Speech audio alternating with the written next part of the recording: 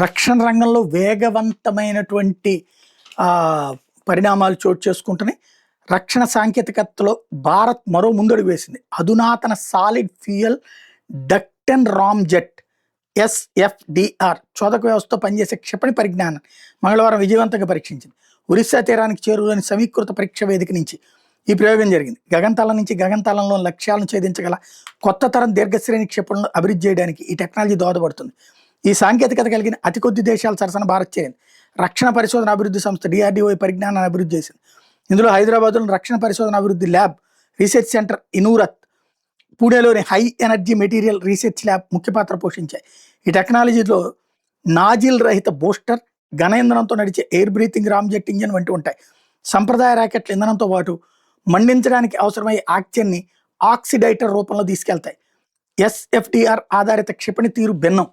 అది ఆక్సిజన్ను గాలి నుంచే సేకరిస్తుంది. ఈ క్షిపణి ముందుకు తీసుకెళ్లే క్రమంలో లోపలికి చొచ్చుకొచ్చే గాలిని సేకరిస్తుంది. ఈ అస్త్రం పయనిస్తున్నప్పుడు లోపలికి దూసుకొచ్చే గాలి సంపీడనాన్ని సర్దుబాటు చేసుకోవడం ద్వారా రాకెట్ ఉత్పత్తి చేసే థ్రస్ట్ నియంత్రించుకుంటుంది. సంప్రదాయ ఘన ఇంధన రాకెట్లు ఇంధనాన్ని వేగంగా మండిస్తాయి. ఆ క్రమంలో విడుదలయ్యే అధిక శక్తి రాకెట్ను ఆ తర్వాత కూడా ముందుకు నడిపిస్తుంది.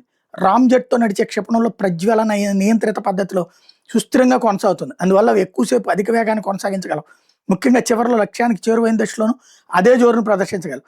ఆక్సిజన్ని ప్రత్యేకంగా మోసుకెళ్లాల్సిన అవసరం లేనందువల్ల క్షిపణి బోలెడు చోటు మిగిలి ఉంటుంది. ఫలితంగా ఎక్కువ ఇంధనం పెద్ద వార్హెడ్ని మోసుకెళ్ళడానికి వీలవుతుంది.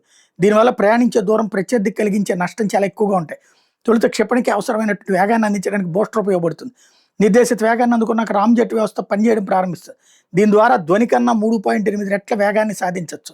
దీర్ఘశ్రేణి, అధిక వేగం, గాల్లో సులువుగా విన్యాసాలు చేయగలిగిన సామర్థ్యం వంటి లక్షణాల వల్ల SFDR క్షిపణి నుంచి తప్పించుకోవడం శత్రు యుద్ధ విమానానికి చాలా కష్టం. మన పైలట్లు సురక్షితంగా 300 కిలోమీటర్ల దూరంలో ఉంటూ శత్రు జట్లను చాలా ముందుగానే కూల్చడానికి వీలు కలుగుతుంది. దీనివల్ల మన వాయుసేన పోరాట సామర్థ్యం మరింతగా ఇనుమడిస్తుంది. దిగుమతి చేసుకునే క్షిపణుల మీద ఆధారపడడం తగ్గుతుంది.